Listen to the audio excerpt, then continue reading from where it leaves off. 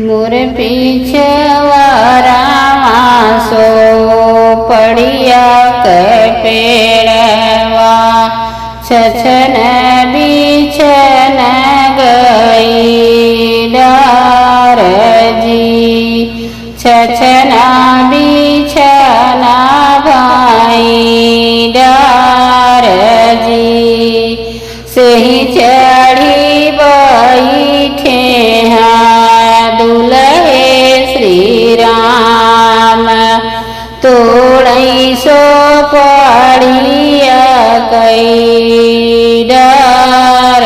जी तोड़ई सो पड़िया के डार जी सब वही बैठे आजा कावाने रमा मालिन और दे जाई जी मालिन और दे जाई जी बर जौना मोरे पंडित अपन दुलरुआ तोड़ई सो पड़िया के डार जी तोड़ई सो पड़िया के डार जी बरजत होते बरजी हम लेत्यों छैला बरजी नाही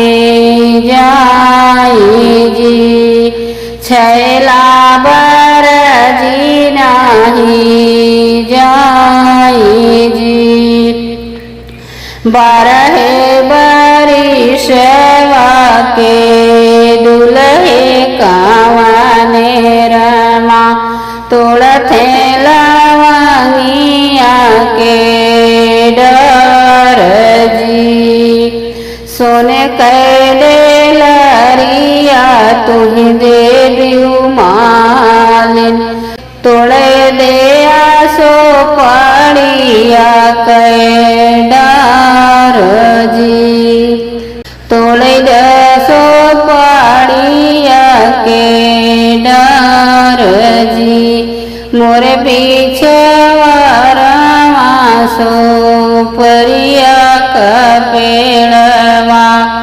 अछना बिछन करई डार जी सही चढ़ी बैठे दुल्हे श्री रामा सब वही बैठे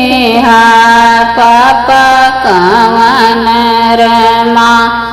मालिन ओरहन दे जाई जी मालिन ओरहन दे जाई जी सब वही बैठे चाचा दादा मालिन ओरहन ले जाई जी मालिन ओरहन लेके जाई जी सब बैठे भैया ए फूफा मालिन ओरहन दे जाई जी मालिन ओरहन दे जाई जी बरजो ना मोरे पंडित अपना दुलरुआ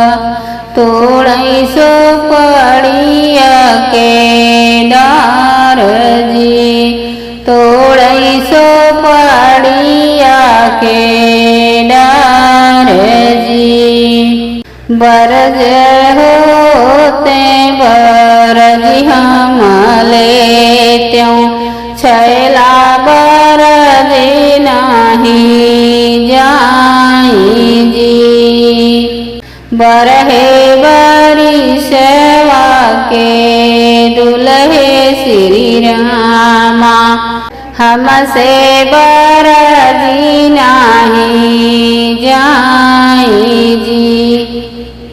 सुन कैडे लरिया तुहें दे